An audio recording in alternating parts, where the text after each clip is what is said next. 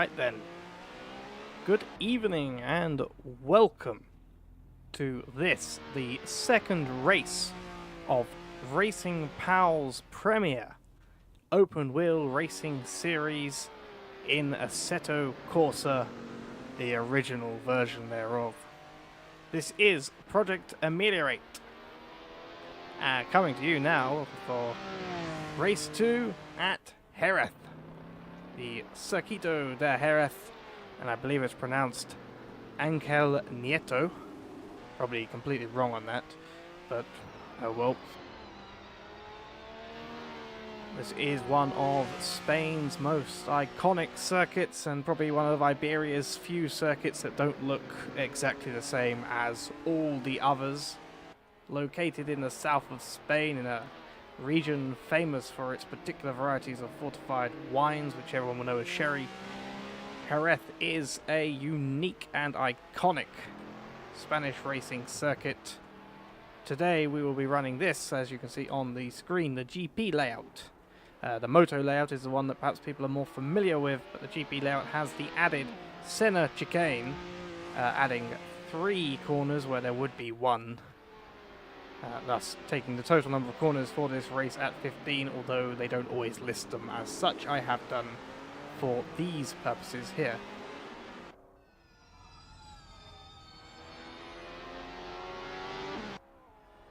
But before we have a little look at the track as we reach the last 10 minutes of this qualifying session, let's have a quick look at the driver standings following race 1 and team standings following race 1, which was a race that took place 2 weeks ago at the Hungaroring. So, I'm just going to also quickly clear something off of here. There you go. Take both of them off. That's nicer.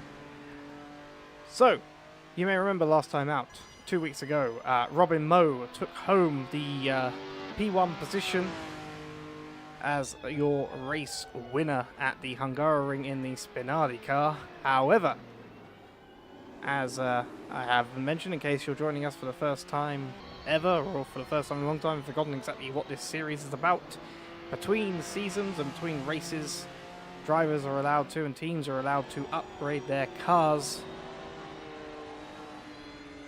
to try and give themselves an edge over their opponents.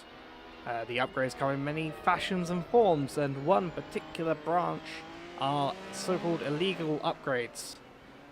Despite being in the rules, these upgrades drivers and teams can take to give them some benefits. A well-known one amongst racers has been the illegal tyre modification, which has been used to some effect, as I understand it, by some teams. However, much like the end of last season at Mosport Park in the last race, it was once again Robin Moe who was caught to have been using said illegal upgrades. And having been caught, the punishment is that he lost 15 points from his... Oh, as we see, Darkies, they're getting a bit punted by Thomas Jack, but I'm sure he will return to pit lane shortly. But Robin Moe received a 15 points penalty from his last race. He still technically is the race winner, at least on the books, but will not receive the full points share for that particular race, and as such is not your current championship leader. He sits down in 8th with a 25 points position. Tied with Michael Randall with 25, the full steam racing driver. But your race leader, therefore, is now Crime with 37 points, having come P2 at the following race, followed by his Indian bus driver's teammate Ivan Bratz with 35 points. Daniel Scott, Robin's teammate, who happened to come 4th at the last race, therefore is in 3rd with 33 points to his name. And the order naturally then follows the last race finishing positions, as it naturally will do after one race, except again for Robin Moe, who is down in 8th place, having lost out 15 points that he earned at the end of the race due to being caught with an illegal upgrade on his car. Technically, I guess he should be in 7th because he has got a race win, but I'm not exactly sure exactly how that works, so it will change after this race anyway, so we're going to keep him at 8th now. And as of last race, we have 21 cars currently who have scored points in this series. That will be increased today as there are some replacement drivers and some returning regulars who weren't able to make the first race, all vying to put their points on the board. Again, to note as well, there is a drop week in this series, so drivers can miss one race without losing anything from it. But obviously then they are risking that they will get a bad result in a future race and risk losing out due to poor performance later on. Anyway, quickly, let's look at the teams. Indian bus drivers, as I have said, lead the championship as they were 1-2 in the drivers. They are 1 in the constructors, followed by the team leftovers car, followed by Spinardi in P3 with that 15-point penalty drop, which puts them from what would have been a tight P2, I think a P2, no, sorry. It would have been a P1 by just 1 point. They are now dropped to P3. Spinning Baguettes come 4th, followed by Silliams Racing, Team Spectre, Peace T Racing, Small PP, Full Steam Racing take 9th, with 10th being Lada Martini Racing, Velocita Racing are 11th, and QP, who have had no drivers entered in the previous race, still sitting last with no points at the moment, as I believe the server just died. And I have been messaged by Joker. He is laughing because I asked him whether there would be a restart before qualifying.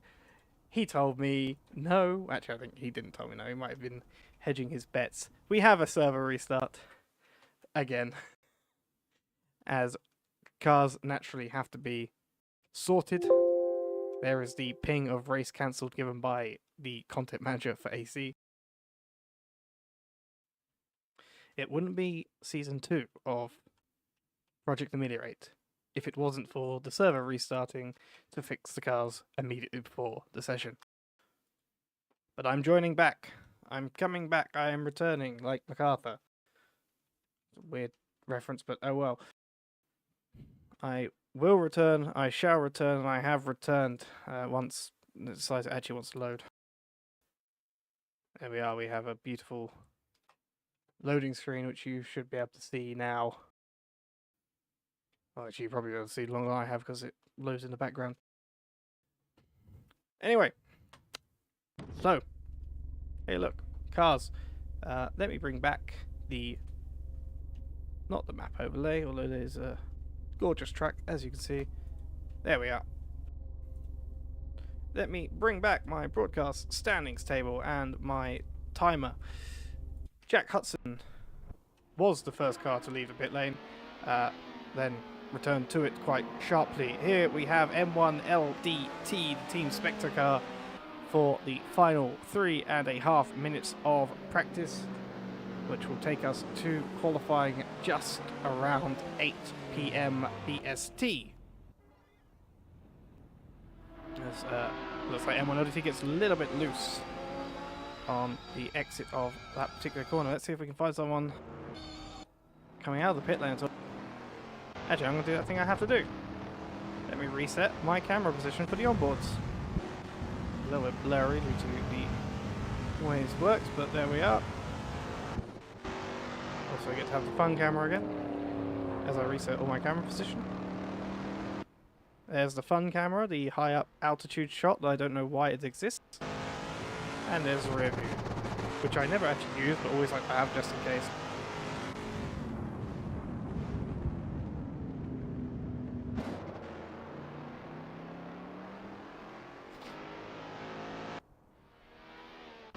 Right then, I'm going to ride on board quickly with M1LDT, as he should have enough time left in the session. He will actually have enough time left in the session to go one lap more before he decides to, before he has to return to the pits or get booted back to the pits for qualifying. He almost lost it there. This is where I start to panic and think that all these people are going to start retiring, as I usually do when I'm trying to actually watch them on the lap. So let's have a look then. Jerez, as he comes around the last corner, turn 13 on the traditional circuit, I believe it's turn 15 on hour 1. The curver Jorge Lorenzo. This is going to be a terrible day for pronunciation. Here we go. Up to turn 1, the uphill right-hander of curver Expo 92, which leads into a short straight into the very tight curver Michelin, which requires a good long period of turning followed by a good exit, as it's basically flat out through turn 3 and turn 4 in a lot of cars. We'll see what it is like here today in the Project A car, or at least in most of them. And coming now up to the curve, Assetto Corsa, the long right-hand curve, which is slightly uphill and not very nicely cambered at times, into the long stretch down to what is turn 6, another tight hairpin corner, the curve Dani Pedrosa. And then another quick short straight follows this section, a little bit downhill on this version of the track, into a fast left-hander, followed by a little straight, followed by another fast left-hander, but one where you are carrying more speed into than the first and therefore need to slow down a bit more, but you need to again get a good exit until you get to the right-hander of the track's namesake, Angel Nieto, and then into Curva Peluqui. And now we come up to that part of the track which is slightly different on this GP layout, the chicane Senna that replaces the curva Alex Crivellé. The Senna chicane accomplished, now into the curva Ferrari to go down the final short stretch before the final hairpin. Once again, the curva Jorge Lorenzo. And there we go. Now that is certainly testing my ability to pronounce some Spanish names. Apologies if I completely butchered them. The one I didn't mention was turn 8, which is actually the left-hander after turn 7 in the double left-hand section in the middle of the track, which is the curva Jorge Martinez Aspa, which is a great name. But that is a quick lap of Jerez, as we have now finished our qualifying session.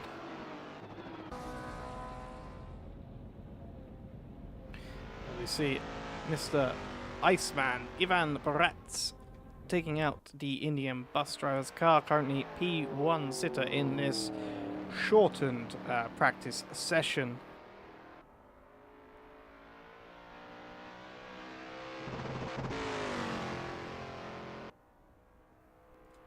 Practice session which has been shortened due to a server restart. As you see, I think that's a PST car going quite off in the distance there. It looked like he got very loose on the exit.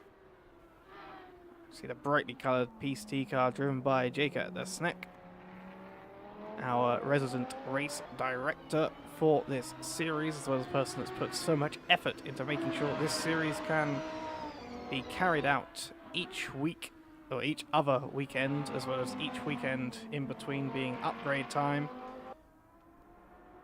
Who drives at the moment for the PST Racing team with his partner Deep Cuts, a fellow Racing Pals director.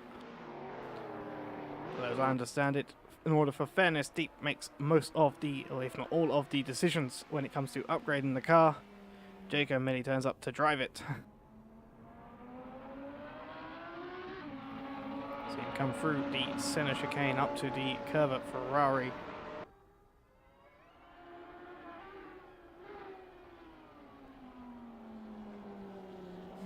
Around the final corner to finish what will be his last lap of this practice session. Will he improve? No, it was just, actually I'm not sure if the timing line's that early, but he has not improved. But that is your practice session over. We now wait the 1.5 minutes to go into our qualifying session. You see the rear end of the lovely commentary car, the Porsche Macan Turbo.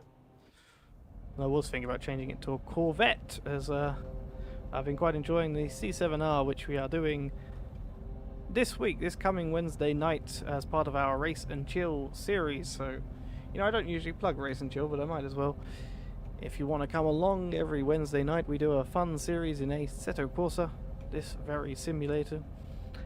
And simply put, every week, one person is chosen from the drivers of that race to pick the next week's race. It's a good fun, good time, allows for a lot of varied picks and varied choices. Certainly it's never, or at least very rarely, boring. And this week we are doing the Corvette C7R, the previous generation of Corvette GTE car before the current generation, which is the GTE C8R, which is next year also being replaced by the Z01, I believe, new GT3 Corvette, as GTE gets phased out.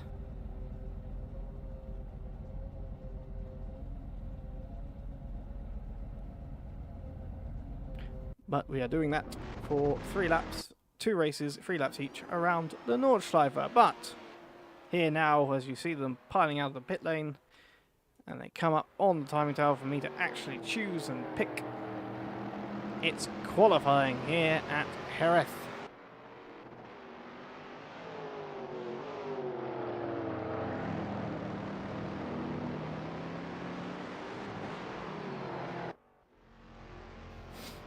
We see Sylvain Hubble in the Spinning Baguettes HCR, Hilliers Community Racing Team.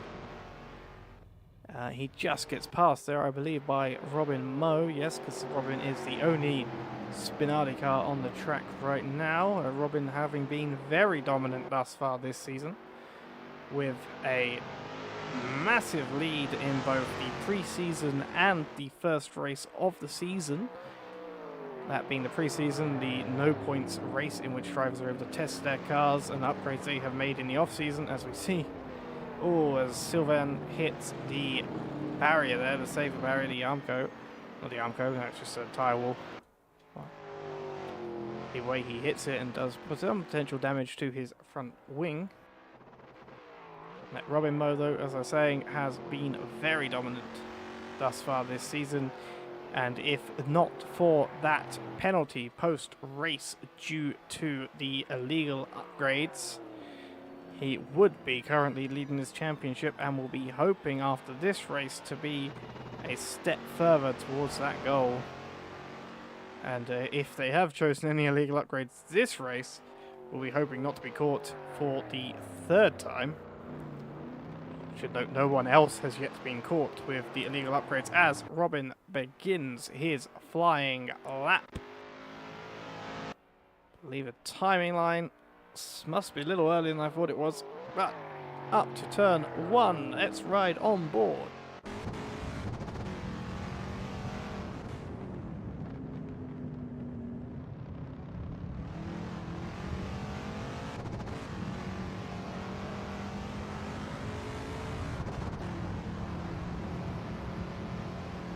We see him now make his way up to turn 5, a long right-hander, as said before. Looking to get as good an exit as possible onto the long stretch down to turn 6. Under the Andalusia billboards there. What looks to be little Coca-Cola style phone boxes on the side of the track. I assume there's some form of marshal posting. As he comes through turn 7, now up to the Curve Jorge Martinez Gaspar. Long left-hand corner requires again a very good exit. A staple of this track in many ways are corners that are very much slow in and just power on out of.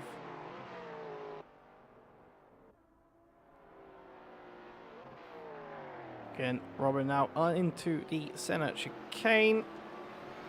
We see cars who did not invalidate outlap start to put times on the board, but those times will be very much, I believe, decimated once Mr. Moe crosses the line and everyone else does behind him.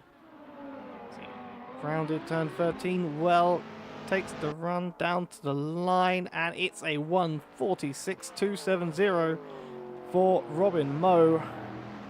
Currently P1 in the session. Gons did a second lap, but may have invalidated as he did not improve on his lap time. as he crossed the line to take a second lap. He's now on his third of this qualifying session. Daniel Scott then, the teammate of Robin Moe in the Spinardi car, has currently taken P2 for the time being with a 1:48.010.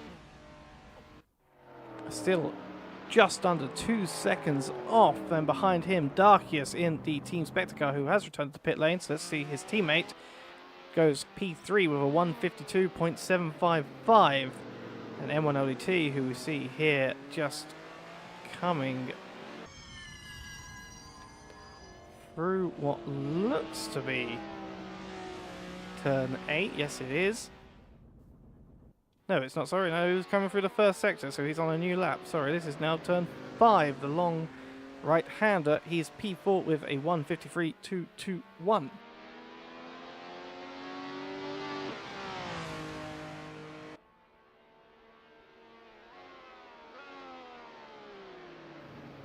And we see Jacob the Snack take P6. Now, who am I curious in seeing? It's one of these two cars, Gons in the Indian Bus Driver's car, or Ivan Baratz, who I know can go faster than they currently have, but they need to put a lap in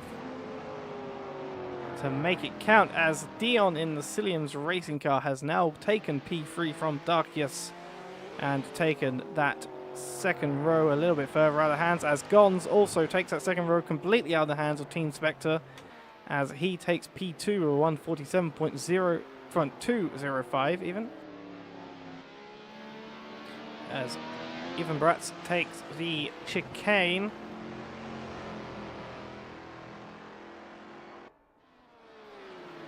We see what he can do when he eventually crossing the line.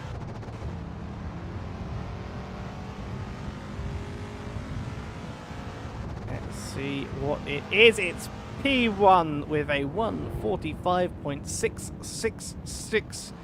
Unlucky to some, but not to the Mr. President himself, as he is commonly referred to in racing pals, Mr. Ivan Baratz, who has taken for now provisional pole with 3 minutes and 20 seconds left of this qualifying session, but he's going to have that lap impeded a little bit by a car that got a little bit squirrely and hit the barrier on the exit. I think that was M1LD2, who has returned to the pit lane.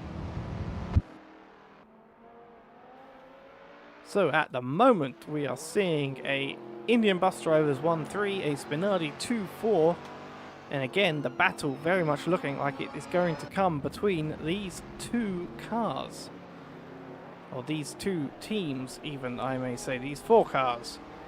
Although each of them currently sitting within a different second, but Dion, the 5th place car, which we can see here with the big rear wing, the Williams 1994 era inspired Cillians racing car, as he then plows it into a barrier for good measure, 2 seconds off the pace of the slowest top 4 drivers, Daniel Scott, who certainly will have more pace in him. He's actually going to cross the line. Let's see if he has anything. Not this lap, but maybe the next one. See, M1LDT and Darkius will be absolutely fighting to try and regain some ground after winning the championship as a team last year. They will be certainly looking to leverage their not as great finishing positions thus far this season into once again picking up some points later on. But at the moment they sit not too far behind the Cillians car in P5. Also not too far in front the PCT cars, the car they were fighting last year, that consists of this driver, Sadiq Cuts, and Jacob the Snack, who they were fighting last year for a championship in the Constructors.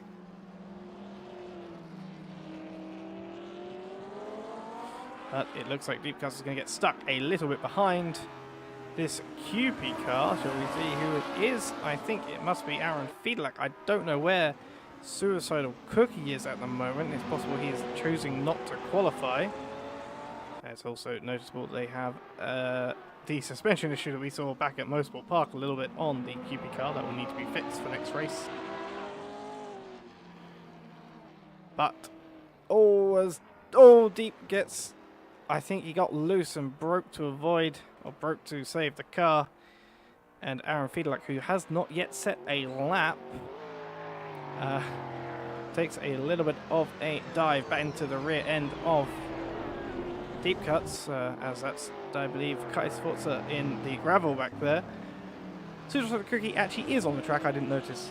He is currently sitting P13. As we come to the final 22 seconds now in the pits at the moment, Robin Moe on provisional pole, Gons and Daniel Scott. Ivan Baratz, people are locking up ahead of him, has had pole snatched away from him by the thinnest of margins and will be hoping to regain it if he can on this lap, and he might get another. He is going to get another lap, but he will be impeded potentially by a lot of this traffic as he makes contact with the Velociter car. I think that's it. That's his qualifying done. That is unfortunate for his positioning on the racetrack at the time that he has come up to take a potential final lap and has not been able to complete it. So Robin Moe at the moment is your provisional pole sitter and likely pole sitter, I would say. As we see Darkius here chased down by Dion, going and trying to take that P5 from the driver who is right behind him, but he gets a little squirrely out of turn 7 into turn 8. Is it going to compromise him? Oh, he gets loose again. He is struggling for rear end grip in the Spectre car, but he's going to be hoping that he can make it stick. I do not know whether he is up or down on his time at the moment. Nope, he must have been down as he has chosen to pull over into the gravel. As you see Deep Cuts then. So take away some blurring of the steering wheel. Don't know why that does it, but it does. As Deep Cuts, the PCT racing car with the bright purple helmet, far around the final corner. Oh, and he loses it at the wrong moment. Getting a little bit commentator cursey in here. I think he has backed off and will be P9. Let's follow the electric engine powered Cilium's car, currently sitting P5, a 150.693. But didn't look like he had the best lap when he was sitting behind Darkius. Can he pull something out of the bag? Gain a little bit of time. Him still being on a lap suggests to me he might have something, so let's have a look.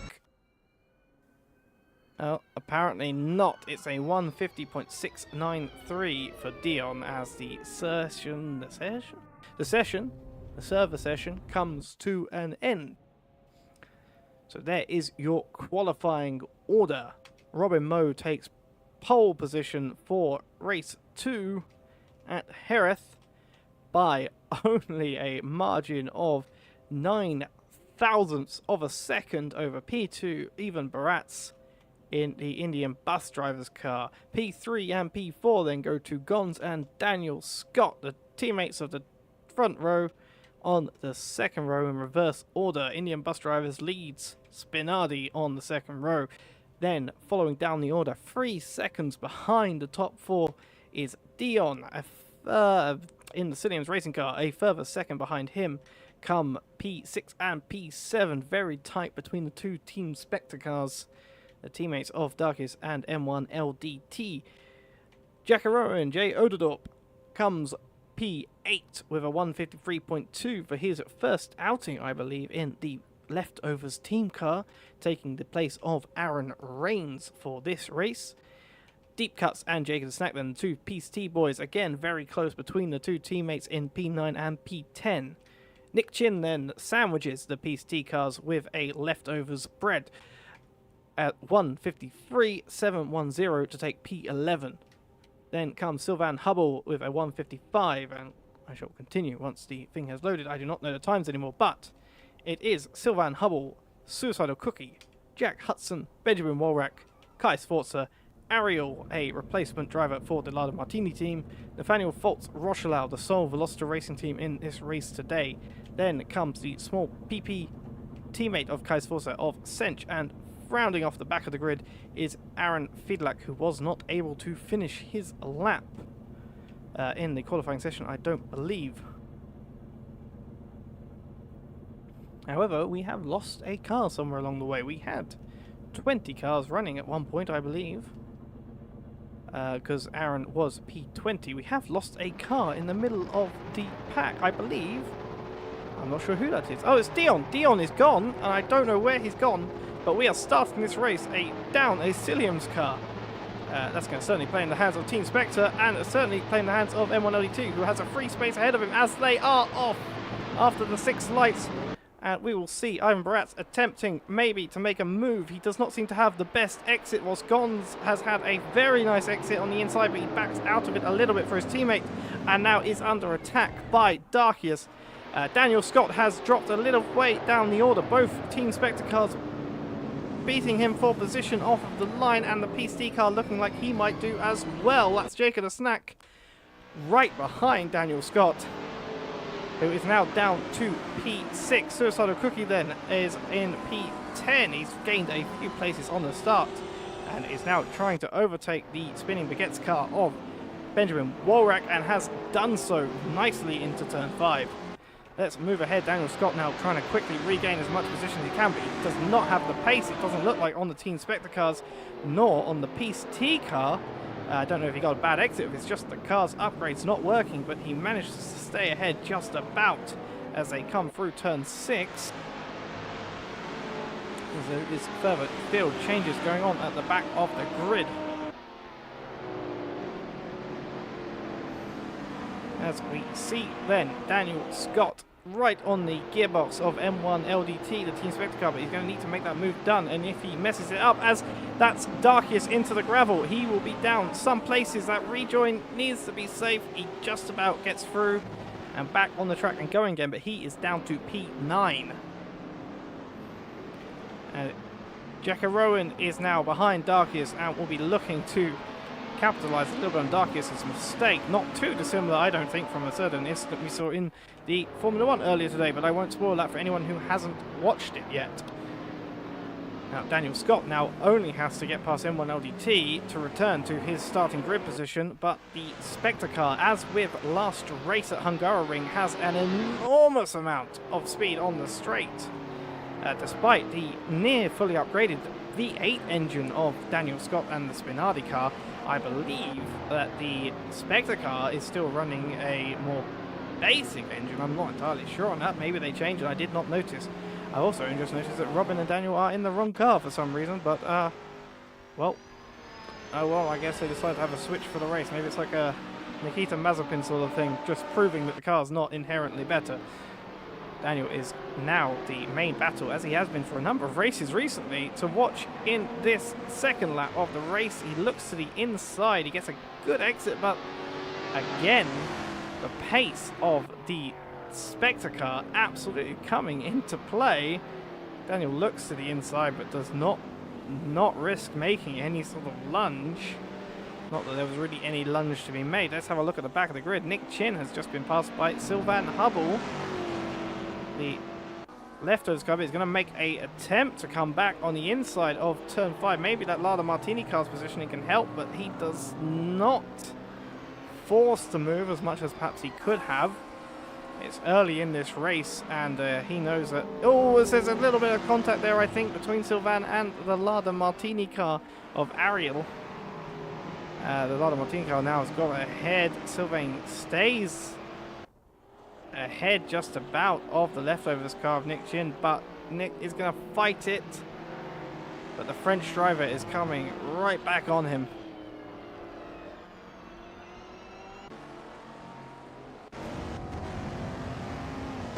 See him make a move. He's trying to make that move stick into the chicane, but has not been able to manage it. Oh, but he has,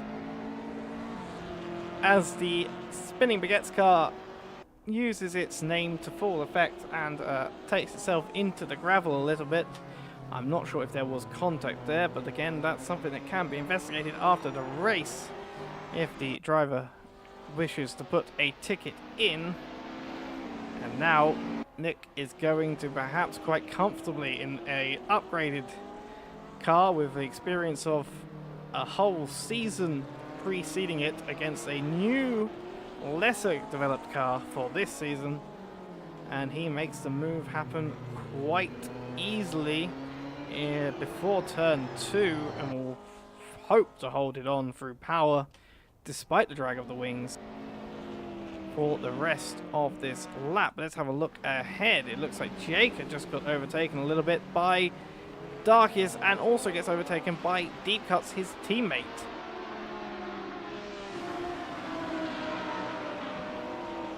And we see actually at the back of the grid, Dion is back in P20. At some point along the way, Daniel Scott also returned to his P4 position whilst we were watching the fight between Hubble and Nick Chin, which Hubble is now down in P8 following his adventure onto the gravel.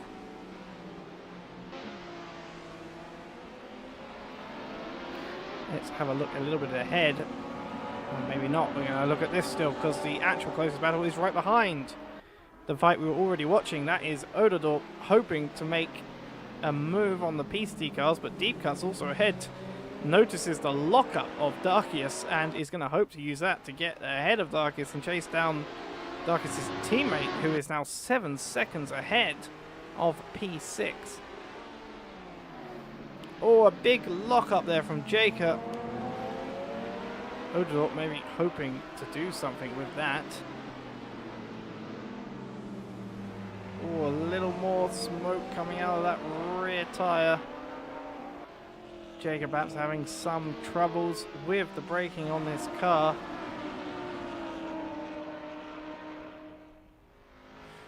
Can Odadorp try and make the move stick anywhere on this racetrack?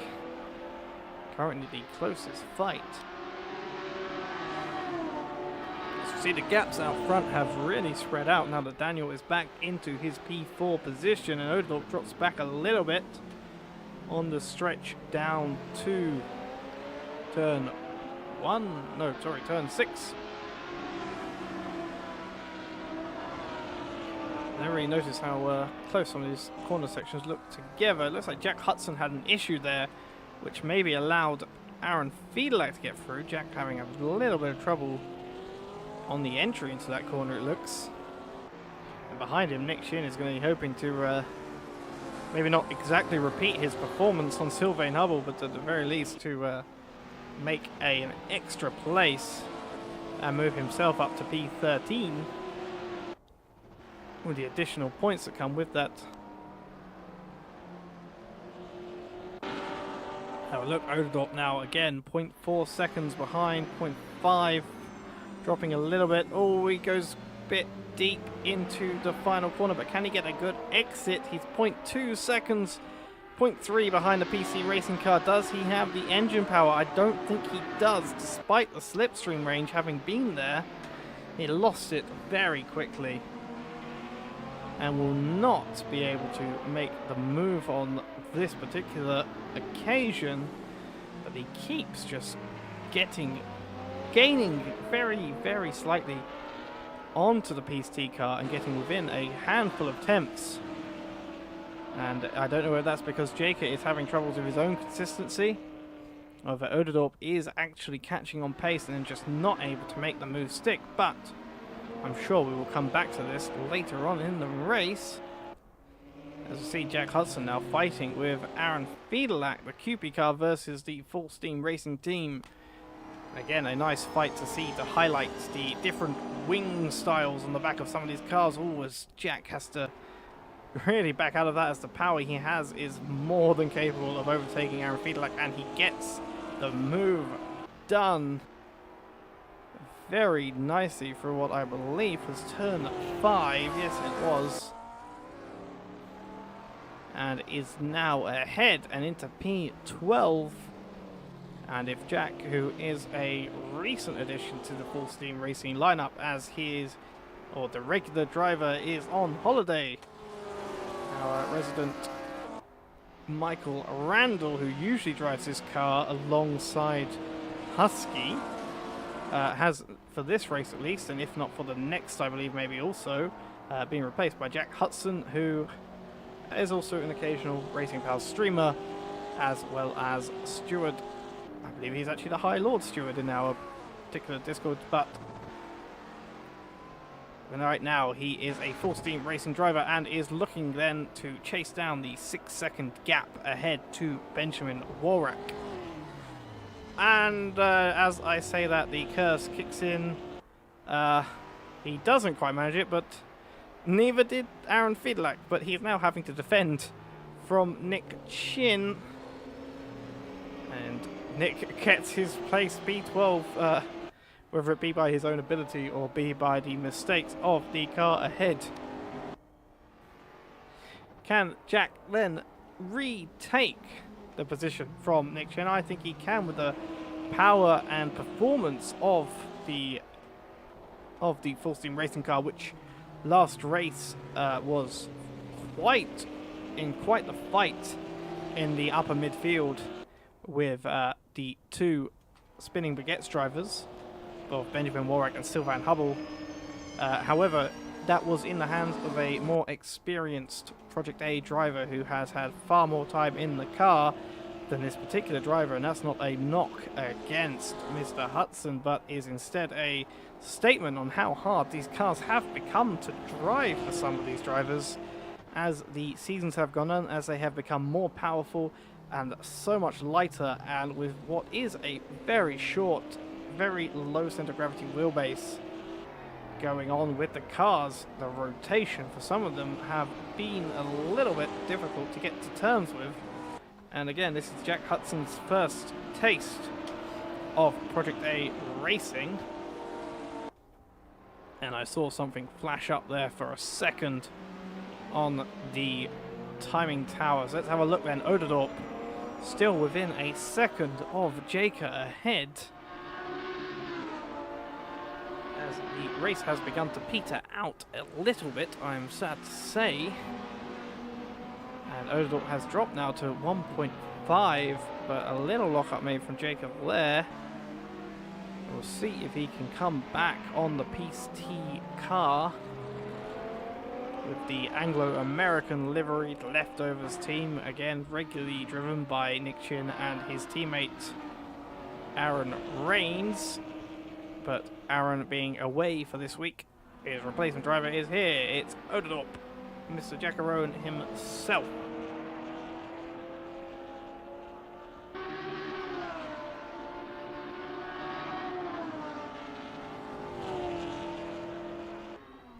As we are now coming to lap 8. Currently on lap 7, but coming up very shortly to lap 8 of this race. Out of 25, we see a very dominant performance once again by Mr. Robin Moe. However, not as dominant as it has been in recent weeks, with Ivan Bratz only 5 seconds behind. These cars have already begun lapping some of the back markers, as you could see behind the two Indian bus drivers' cars down the straight. Robin Moe is going to be hoping to maintain his position throughout the race, but Ivan Bratz, I think, can and hopefully will throw a little bit of a curveball at this driver's season.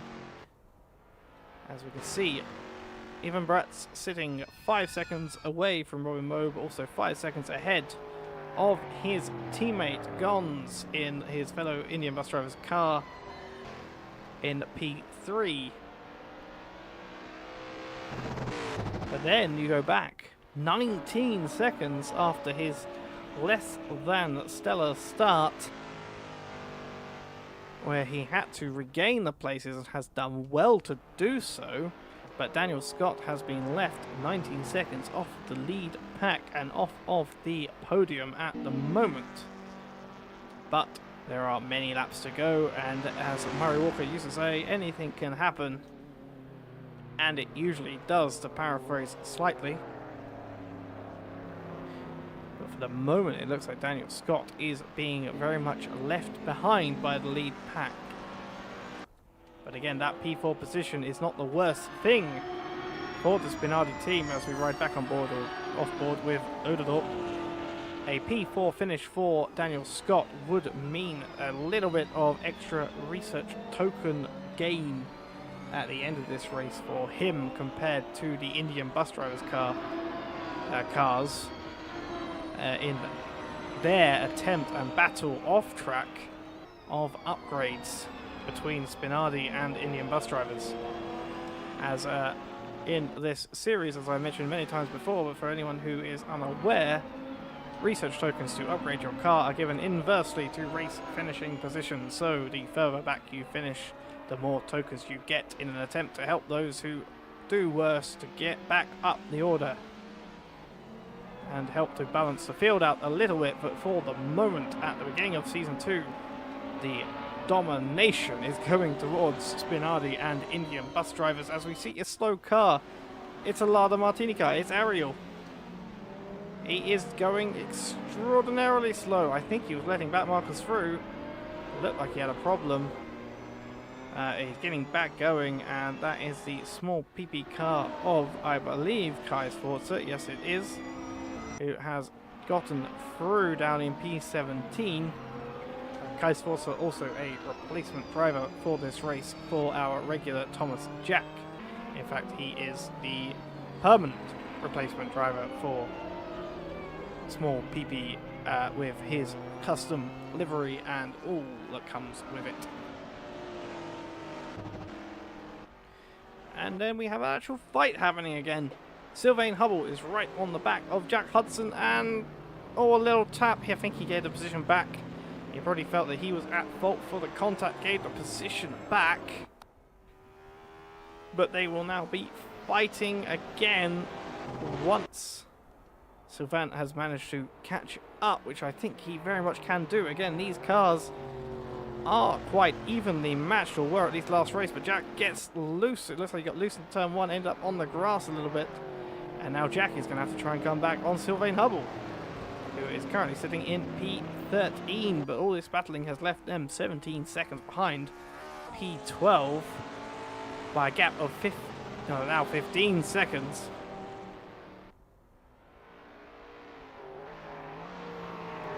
As that is as well Robin Moe lapping Jack Hudson for what I believe is the first time at the 10 lap mark, or just under. See, Robin Moe has currently performed 9.5 laps. Oh, and Jack gets loose again into turn 6. And the Indian bus driver's car of Ivan Bretz is going to also lap him quite nicely and easily for the pink car.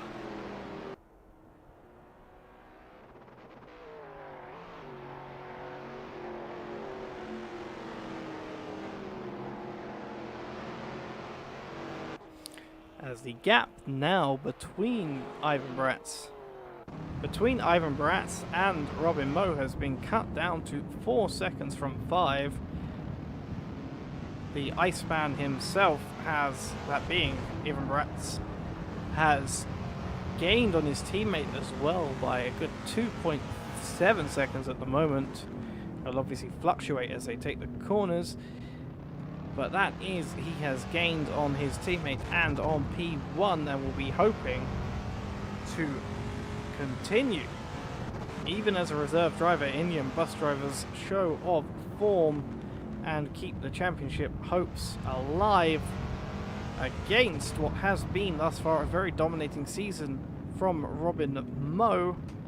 But Robin may be massively hampered going forwards by that 15-point penalty that he got in the first race for being caught with the illegal upgrade. As if he finishes P1 again, he will have reduced research tokens compared to P2. And as back markers start to improve their cars ahead of these current frontrunners, he may have hoped to have banked those 15 points earlier on and not lose them in such a fashion as he did. hear the Indian bus driver's V8 engine and the gearbox having to be over-revved almost before actually making the shift up. The gap falling a little bit away from Ivan Baratz at the moment. 4.6 seconds now. He's still gaining on his teammate, but he has not gained massively these last few laps on the race leader. But Robin Moe looks to be stuck in a little bit of traffic. One of the spinning baguettes going through the final corner. He gets past them, but did he get slowed down? It looks like he did a little bit. The gap having dropped to around 4 seconds, I think, when everything evens out.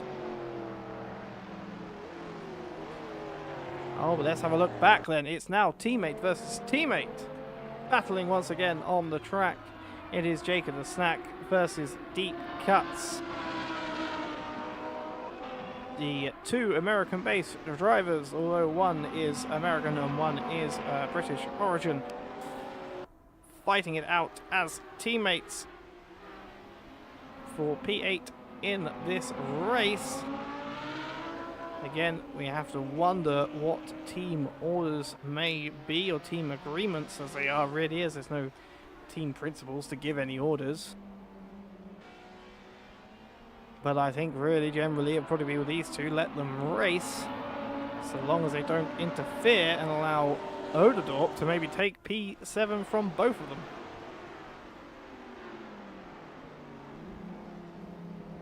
As we see now down in P19, I want to have a quick look at this man here, Dion, who is the Cilium's driver. You can see a very similar looking car in the background, but that is Jack Hudson in the full steam racing car, which despite not being Williams based has a very similar look to it, even if a bit of a darker orange shade.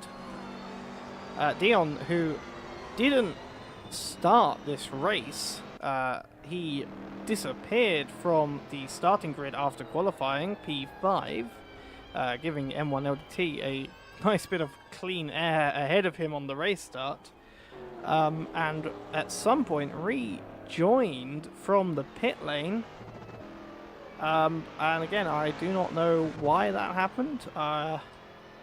Be interesting to know. Maybe one of our podium sitters in the post-race can give us a reason as to why, if they were in the voice channel with him, or I will probably shoot him a message just to ask what happened, and hopefully he'll get back to us before this broadcast once he has finished driving.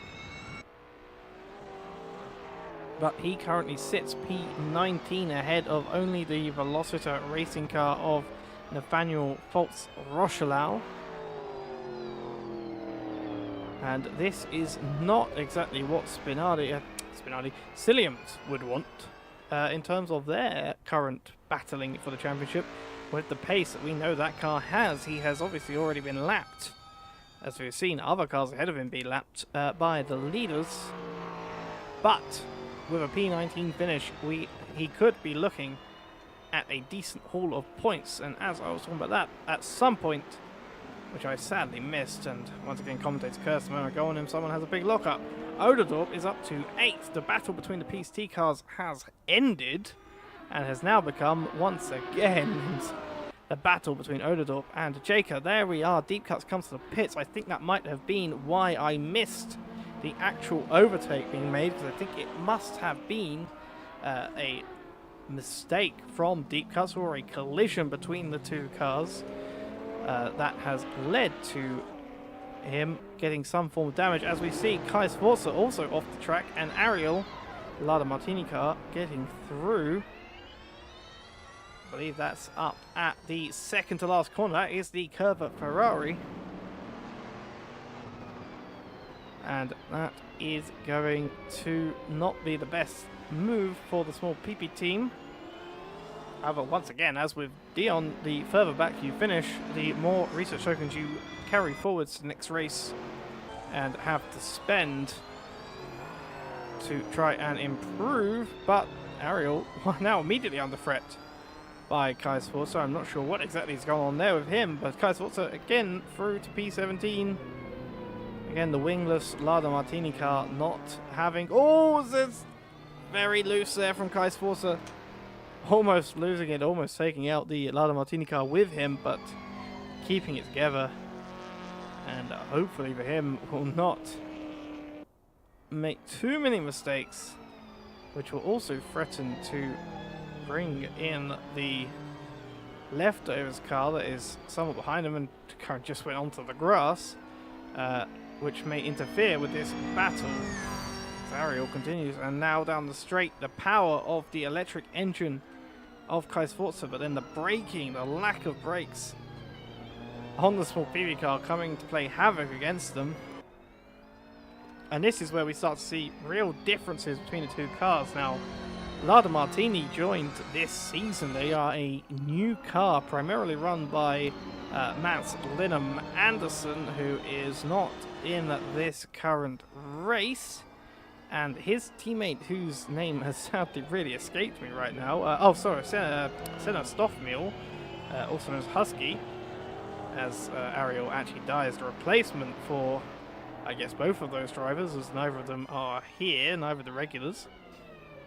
We were seeing, for a short while at least, as Dion now gets past Kai Sforza in all the confusion, we were seeing the battle between two different car philosophies. Now, the small PP car is incredibly heavy due to the weight of the electric engine, but that electric engine produces a great amount of torque and propulsion, which has been responsible there, having a massively high top speed as Kai ends up in the dirt and has been lapped by one of the Spinardi cars, possibly for the second time. As I was saying, the electric engine is very heavy and requires much better brakes than I think a lot of these cars have at the moment to really make it through corners, and so they suffer massively in the corners whilst gaining a lot on the straights. And I'll be hoping that by the end of this season, as we have quite a few corner-oriented tracks later on, particularly Autopolis, I believe, and potentially Suzuka, which has obviously long straights but very long windy corners. We'll see how the electric engines power through as we see Odador finally make that move for P7 on Jacob the Snack. Jacob locks up into the final corner and is taken around the inside by Odador, who will try and fight back on the, I believe, Dutch driver. I may be wrong on that, and I apologize if I am. The replacement driver for Aaron Reigns, truly showing his abilities. No slouch, we know, as... And look, Ivan Baratz has actually lost some time, potentially lapping traffic against Robimo and against his teammate of Gons,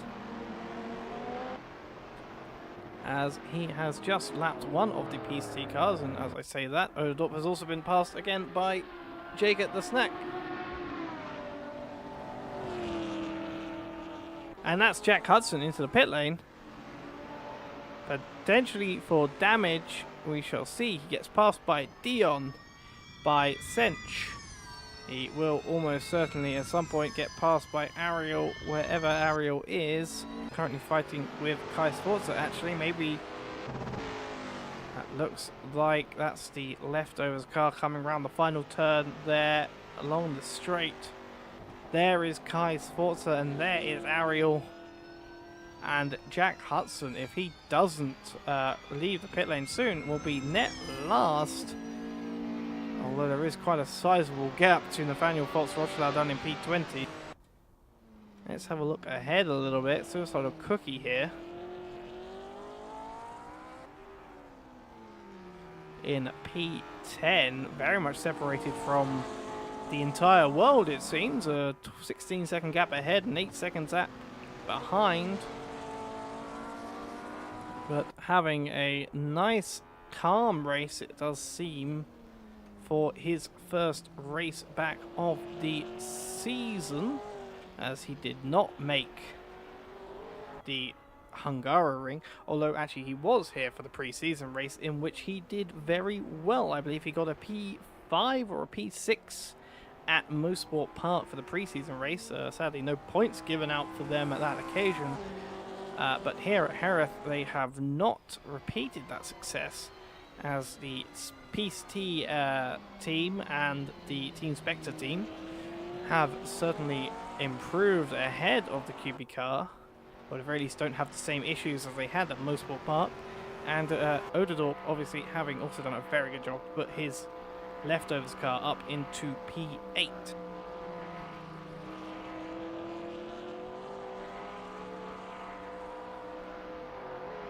So I can hear something revving out somewhere up at turn 1. I do not know what that...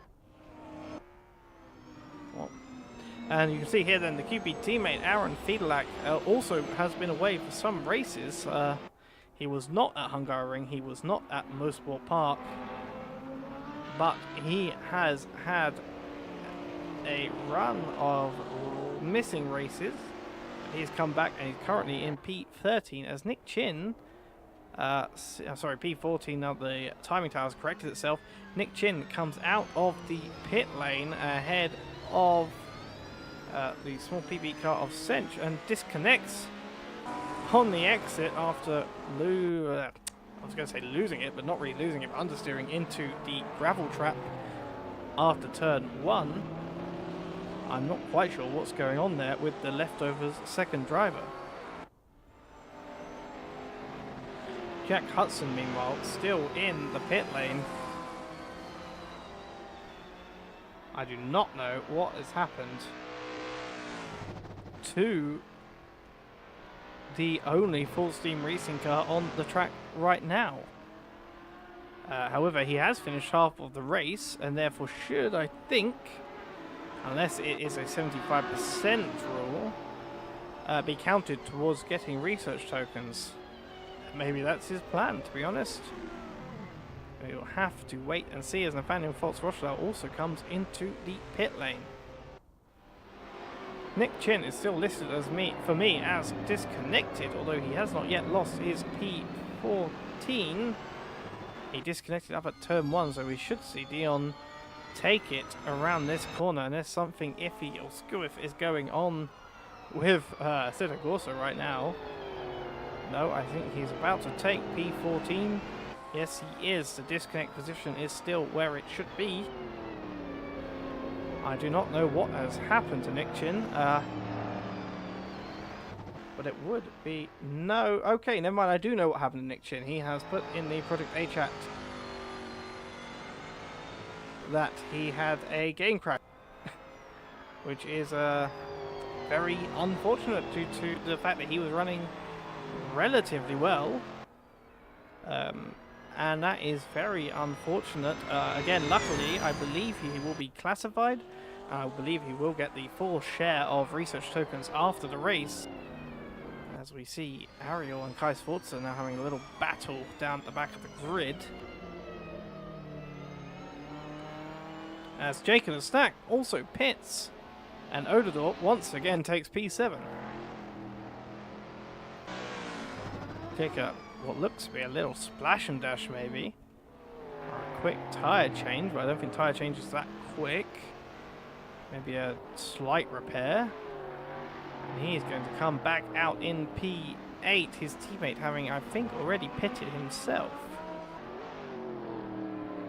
But that is unfortunate for Nick Chin, that disconnect. Again, the consolation is that he will receive research tokens, but race 2 of season 2, only 4 more races in which to score points left, not just in this season but also in the entirety of the Beta 2 series run.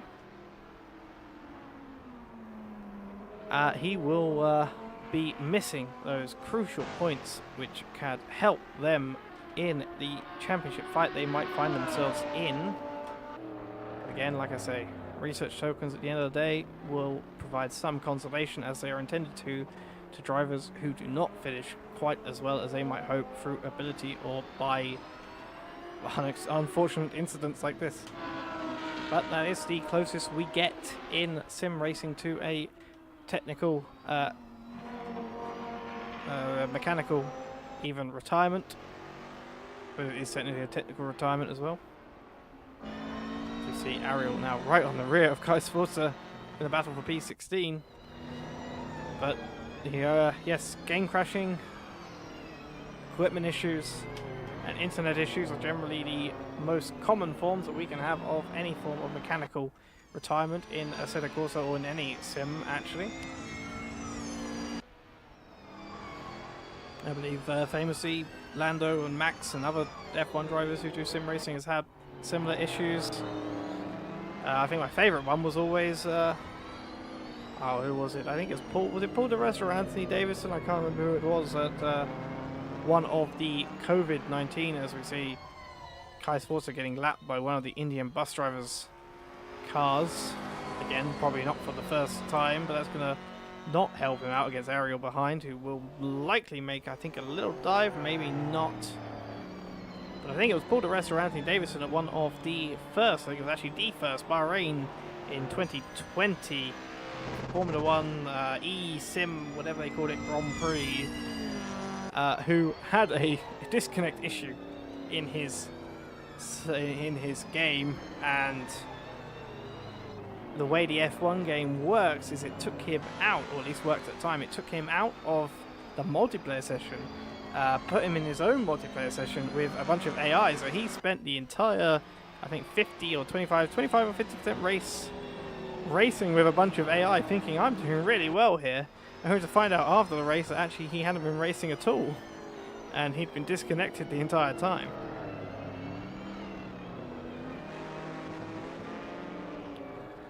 See Kai Sforza then getting lapped by the second. That means the first Indian bus driver's car must have been Ivan Brett's, and the second must have been Gon's. And now he's going to get lapped by the leftovers car that must be Jeroen Odedorp, as Nick Chin has had his disconnect. And he's going to continue to try and fight off Ariel behind. I think the best way for him to fight off Ariel behind is to minimize the mistakes that he has been making throughout this race, as the car clearly has the pace over the Lada Martini newcomers. We are now on lap 21 of 25, and the Indian bus driver's car of Gons is about to lap again Sench in P15. Gon's running P3, 9.5 seconds behind his teammate in P2, who himself is then running 11 seconds behind P1 of Robin Moe.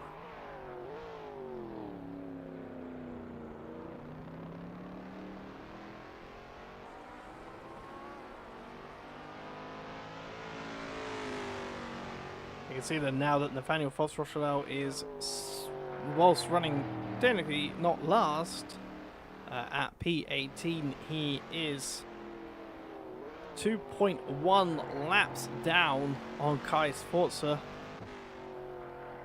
and that is a significant disadvantage currently for the Velocita Racing team, who have not, frankly, at any point since they joined the series, looked to have a competitive edge, and they are feeling that pain again today.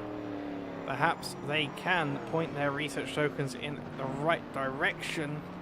They are one of only two teams still, if we have a look at them, to not have taken any form of wing, which the consensus have been that at least, if not a medium or high wing, at least a low wing is almost necessary these days for a good performance in this series.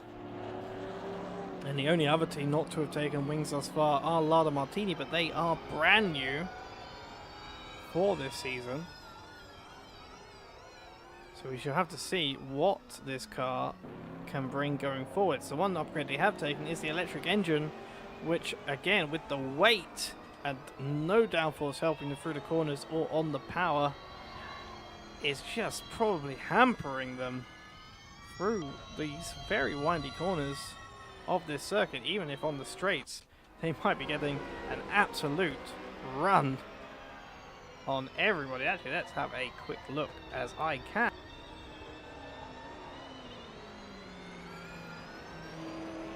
I'm going to have a quick look at the live timing page, because I realise I can look at top speeds. And it appears that Nathaniel Foltz Rochelau's top speed is 235 kilometers an hour, which shows the pure straight line pace of this electric engine. As the top speed of Robin Moe, the current P1 is only a 214 kilometers an hour. Ivan Bratz is on 215. The electric engine cars are absolutely dominant when it comes to straight line speed. Dion having done 256 kilometers an hour, but they have absolutely nothing through the corners. And whilst admittedly Dion has had problems that have put him behind, the rest of the teams are not currently showing anything for that pain.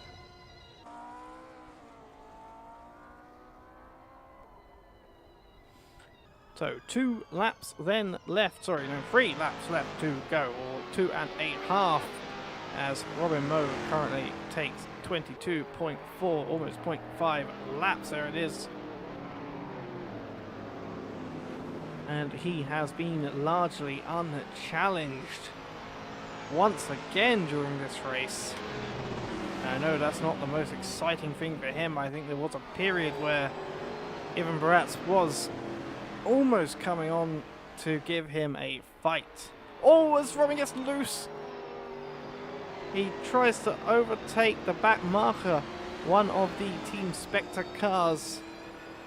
I'm not sure if that is Darkest. No, it is M1 LDT, and got squirrelly out of what looked to be turn 8 into turn 9. But that has not caused any major incident.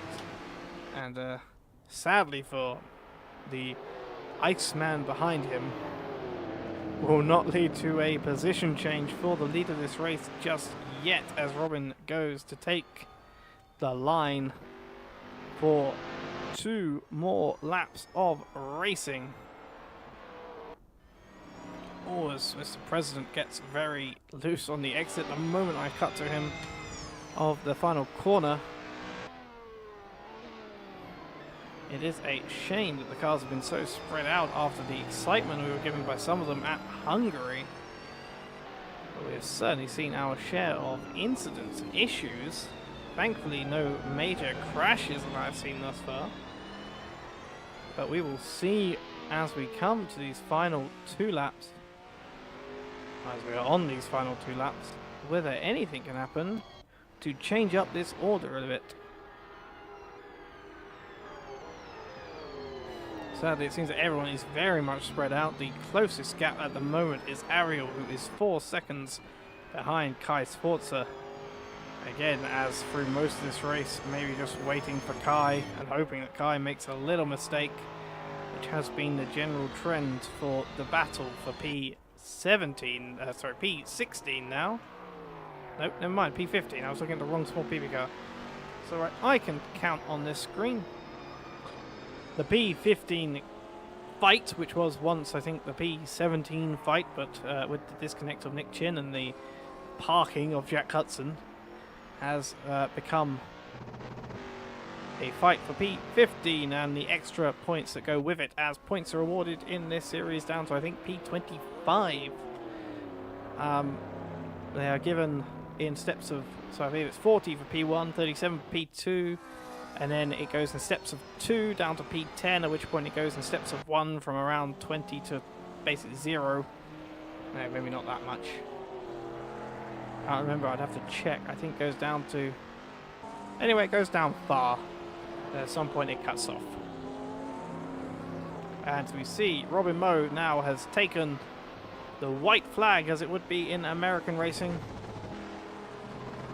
for a final lap, as Ariel has entered the pit lane and has done so in a manner that I think will put them a lap down no matter what they do, as they are now ahead of Kai Sforza. However, they will have a tow time, as they must have used the return to pits button, hence why they managed to get ahead in the maneuver. but they will not finish P15. I do not believe they will finish P16 if they come out of the pits. Actually, if not, they will probably finish even perhaps a lap down on that. We see then Robin Moe rounding the turn 10 up to the center chicane for the last time.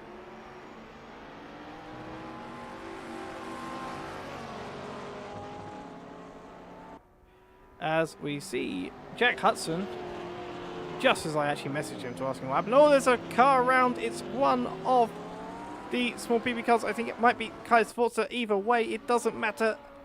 As Robin Moe comes home to cross the line, and Suicide Cookie decides that he wants to take another lap because he finished that particular lap just ahead of Robin Moe, and thus will have to do another lap. But that does at least guarantee Suicide Cookie the position he is currently in, as anyone behind Robin Moe now will finish the race.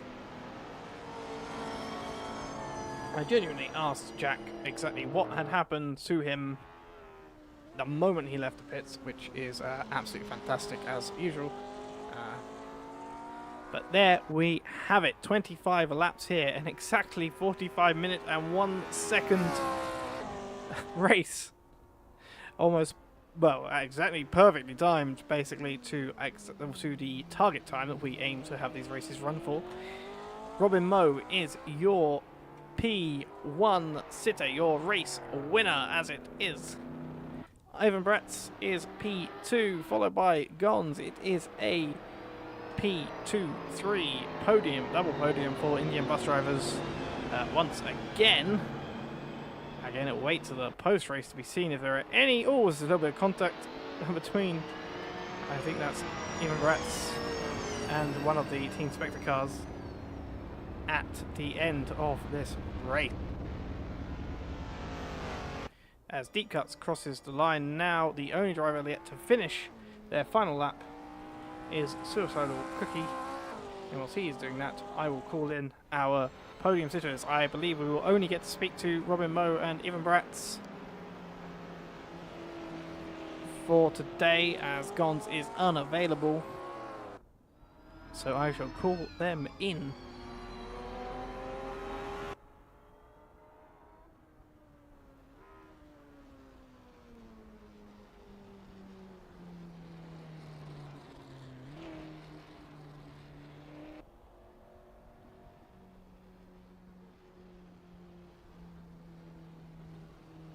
Okay, so I have received word from Jack Hudson, who says that his everything broke. Actually, what he specifically says is my everything brokey.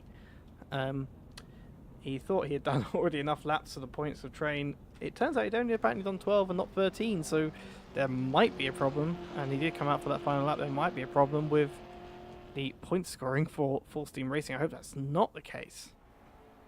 But if it is, we have the rule in place for a reason. There is a classified number of laps you must finish, and it will be unfortunate if Full Steam Racing do not get the points, but if they don't, that's just the way it is. So there you have it. Robin Moe, your race winner. The top four all finishing a lap up on the rest of the grid, showing once again the domination of these cars.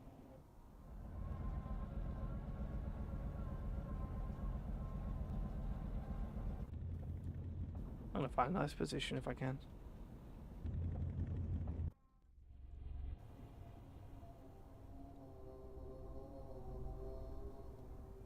Let's just find a nice little place to do some interview, shall we? There we go. Let's look at the big spaceship. Let's sit in the bleachers and look at the weird spaceship-like structure at the end of the front stretch.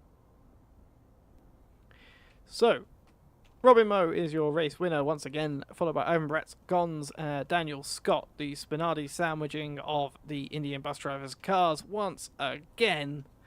Then M1OT and Darkiest Team Spectre take 5 and 6th. Odador puts on a fantastic display in his first drive for the Forstein Racing Team, taking P7. Jacob the Snack takes P8. His teammate P9, the PC Racing Team, once again sitting in the sort of midfield area together. Suicide Cookie then QP Racing P10 on his return from his one race away. Benjamin Warwick and Sylvan Hubble now take P11 and P12. Spinning gets once again the third team to be right together. Dion then takes P13, followed by Aaron Fiedlak, the QP teammate of Suicide Cookie, in P14. Kai Sforza takes P15 for Small PP Racing as the replacement for Thomas Jack, and Ariel P16 in his replacement drive for the Lada Martini cars. Cinch takes P17 again for Small PP, and Nathaniel Foltz Rochelau P18 for Velociter Racing. Nick Chin, with his disconnect issue, has taken P19 still because Jack Hudson was out of the race much earlier, and Jack takes P20, although it remains to be seen if he was classified fully for the race. As it says, he is plus 12 laps, which would be 13 laps, which should just have made it, I think. I hope, frankly, because that is a team that deserves some luck. And I am now going to talk to your P2 sitter, as again, Gons is unavailable, Mr. President himself, Captain Iceman, Ivan Bratz. Hello, Iceman. Can you hear me, Iceman? Hello, hello. Oh, hello. I was worried you were gone. Oh no, I'm having the famous Croatian internet currently. Oh, wonderful. Well, how was that race for you? I hope there wasn't Croatian internet getting in the way. Well, near the end, kinda, so I was just chilling behind people and going when I saw the opportunity, but yeah, it was a sweaty race. It's hot in here. Well, I saw you had a good start, a good opening run. You maintained your P2. You had a point where you were gaining on Robin. There was a point, I think, with traveling and other things, you were keeping a gap of around 5 seconds, and that for a moment there you were looking to be gaining, and at some point you started dropping off. What happened? It's just traffic, and also, yeah, if I mess up a corner, I don't have ERS to push back into gear, while their team has that. That's just like a safety feature, kinda. But yeah, it's Robin. He can say he's slow, but we all know he's fast. Well, you obviously were filling in for Crime as he is on holiday. And unfortunately your teammate is not coming to speak to us today, but do you have anything in your mind? Do you know if you'll be here next time out, as you are the official third driver of this car?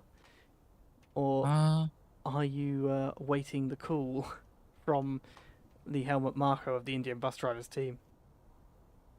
Well, I'm kind of waiting the call, but probably might be driving with Crime. I don't know. It depends basically what track it is and what can happen. So yeah. I believe it's VIR, but I might be wrong on that.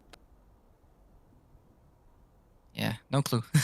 Fair enough. And again, as you are the reserve driver, do you have any idea on where the car should be developed? Because usually I ask Crime or Gons, where they want or think they're going to develop the car.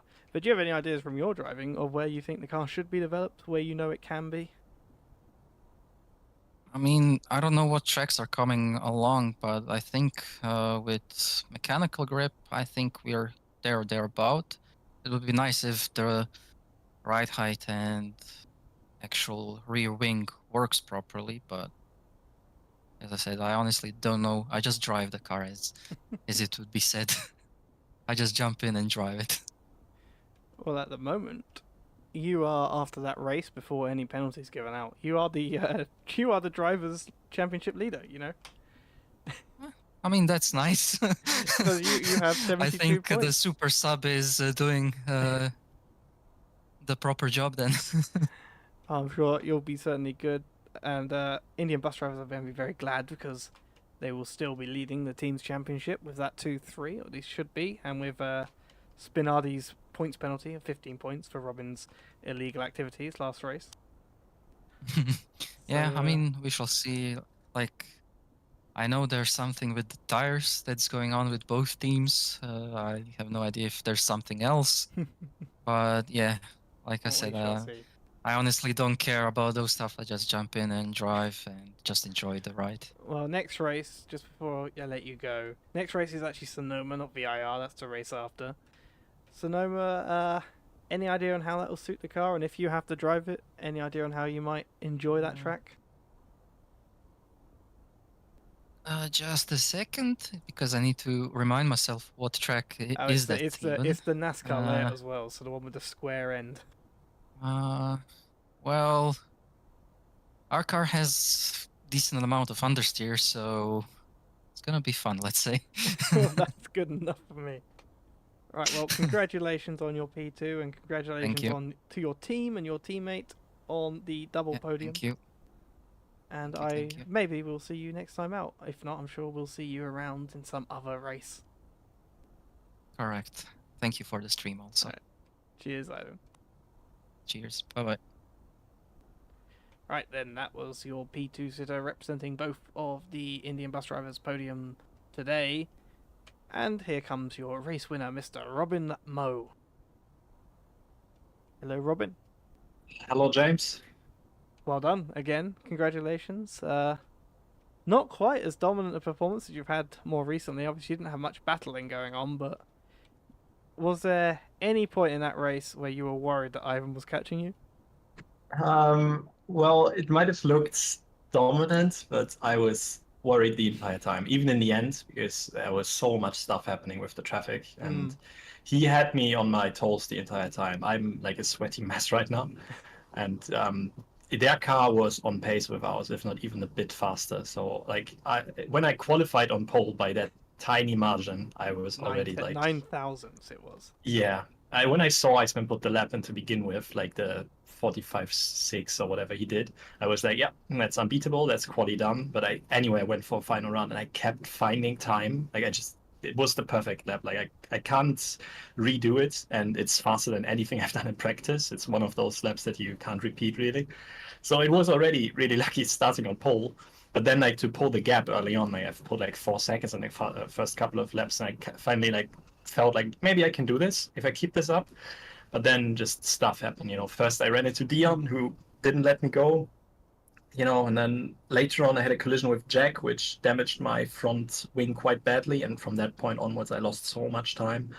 I was really worried in the end, but yeah, he kept me honest the entire time, and GG to him. He drove fantastically. I noticed you had, talking of that traffic issue, as we've also just seen who is being called in for tech inspection. Yeah. It is, Yeah. I'm going to say it because I never get to say this on the stream because I never really look at it. The tech inspection is for the podium sitters, including yourself. Hopefully you won't get caught this time. M1LDT and Aerial Master is those are the people who are being inspected for illegal upgrades. To be fair, if they run illegal upgrades, I'd be worried. But you, I noticed you had a moment right towards the end of the race. I think it might have been the last lap, with one of the Spectre cars where you almost lost the car. What happened there? Oh yeah, I remember that one. Oof. Yeah, that was rough. It's one of those things. Like if I lap slower cars, it's difficult enough. And I have to judge how they drive and how slow they are in certain areas. But the Spectre is not slow. The Spectre is kind of fast. I think they finished best of the rest if you consider like the two top teams, like the top right now. But I came up to Mild, I think it was, and last week's race or 2 weeks ago, I had the same moment coming up to Dark. It's whenever I come up to a Spectre car, I panic, and this time I had like a snap. I think I wanted to squeeze through in like some really stupid gap. I think it was. It was so unnecessary as well. And then I kind of had a snap, and the wheel went 5 different directions before I collected it back up. So yeah, that could have ended in the barrier. I'm glad it didn't. Well, that's very lucky for you. Less lucky for Mr. President behind. But, oh yeah, I heard in the interview waiting room, but I don't quite know what happened. I think he just had a race where traffic and stuff got in the way, as well as a little bit of, as he puts it, Croatian internet. Do you have any idea, by the way, Because I was going to ask this of... I forgot to ask this of Ivan. What happened to Dion at the start of the race? I don't know if you were in the voice channel with him. I have asked him, but I haven't heard from him yet. I was in the voice channel, but I deafened because usually I don't deafen.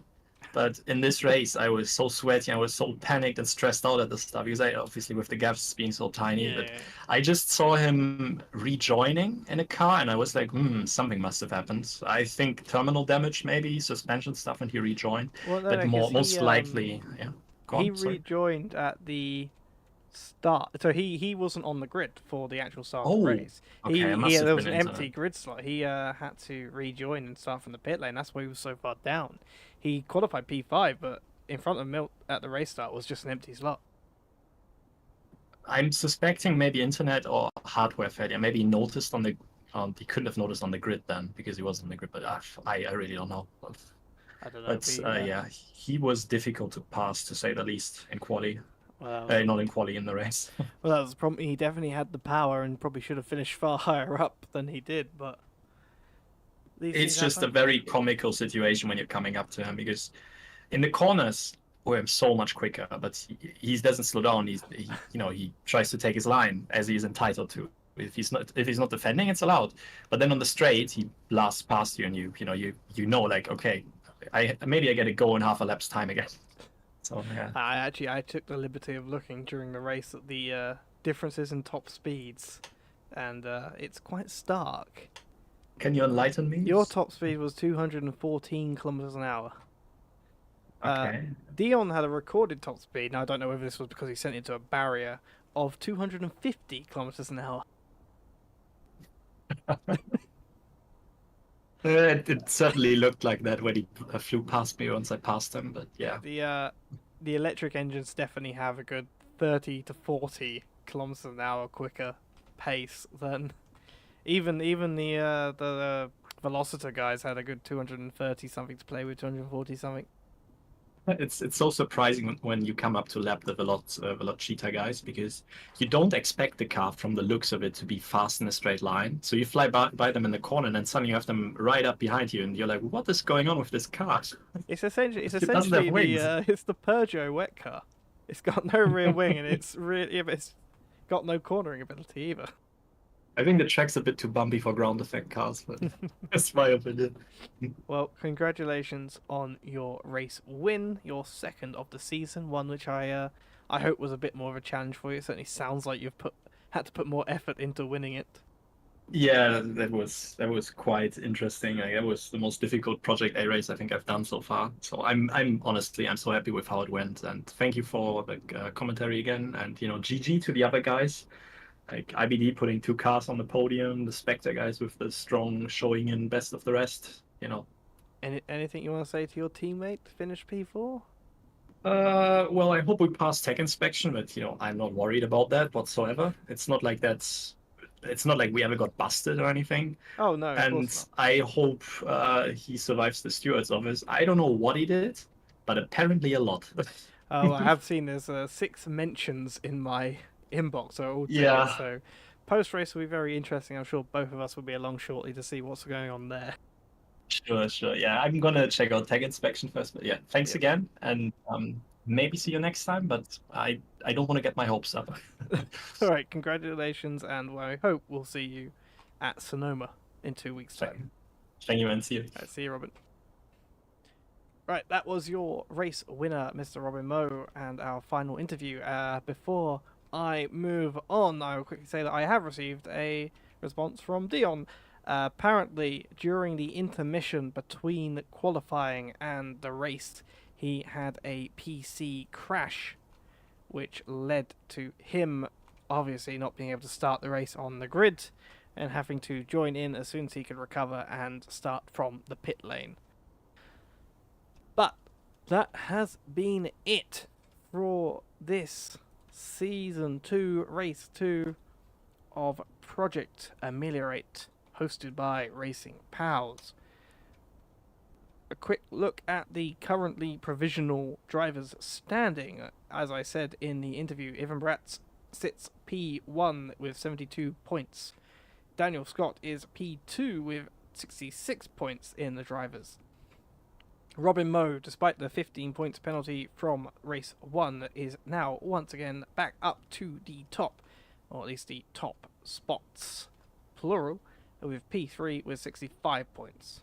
Then it follows Darkius, Sylvan Hubble, Benjamin Warrack, Nick Chin, Jacob the Snack, Crime, Deep Cuts, Gons, M1LDT, Aaron Rains, Jeroen Odedorp, Michael Randall, Suicidal Cookie, Dev Doe, Kai Sforza, Tom, and Nathaniel False Rochelle takes P20. Then following down the order, as we have numerous drivers already in this season, Dion takes P21, followed by Jort, Aaron Fiedlak, Ariel, Jacob Skrodsky, Sench, Hyla, Matt Linham Anderson, Charlie, Jack Hudson in P30, and the only driver to be classified to not have scored points, or not to be classified but to not score points due to not finishing enough of the race he was in, is Senstoffmill Husky himself in the Lada Martini car down in P31. But race 2, we already have 31 individual drivers having partaken in this season, which is extraordinary, to be honest. The team standings then, not nearly as many due to the nature of the team standings. I can't quite work out because Cilliams should be where they're not, but let's just do the top 3. Indian bus drivers, Spinardi, and Team Leftovers are your top 3 teams. Sadly, due to an issue with the Cilliams sign-ups, the full points for them isn't given as it should be. Although they should actually have a total of 48 points, so actually will continue, I think, to be P8 where they are. So I think I can go down the whole order. Yes, so Indian bus drivers, P1 with 144. Spinardi, P2 with 131. Again, despite that points penalty of 15 points. Team Leftovers, P3 with 96 points, followed by Team Spectre with 92. 5th place, Spinning Baguettes. 6th place, Peace T Racing, followed by Small PP, Cilliams Racing, QP, Full Steam Racing, Lada Martini, and in 12th and last is Velociter Racing with 27 points. And that rounds us off. So, before I go then and leave you be, let's have a look at what's coming up here on Racing Pals. So, in 2 weeks' time, as I have mentioned, we are back with Project A at Sonoma, once again hosted by me, your commentator, James Andrews. And next week, however, it is RP Series Round 2 at Watkins Glen, our ACC GT3 Racing League. This will be an interesting one, as for this season we have changed some of the procedures for our races. So this race should be broken up into 2 races, although it does say 1 70-minute race there.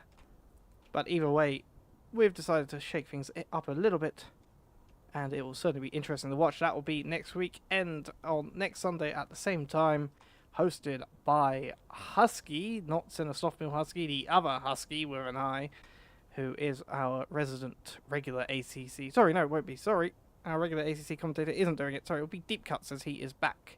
He was not here last week, and Husky took over. But it should be Deep Cuts commentating next weekend at the same time, well, at 19:45 British Standard Time, British Summertime even. And that is our ACC Series League. Again, with safety car as well, and all sorts of fun little quirks that are going to go on this season.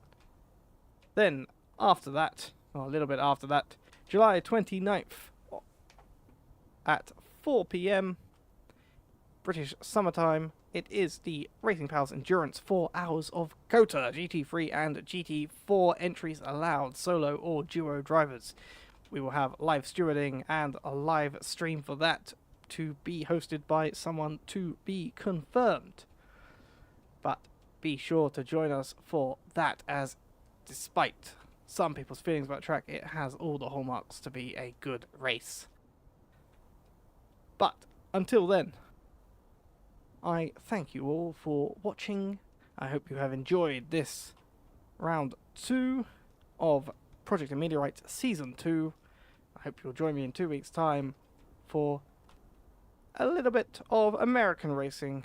The first of 2 American races, this time on the West Coast in the lesser-known Californian wine country of Sonoma, for yet another Project Ameliorate race.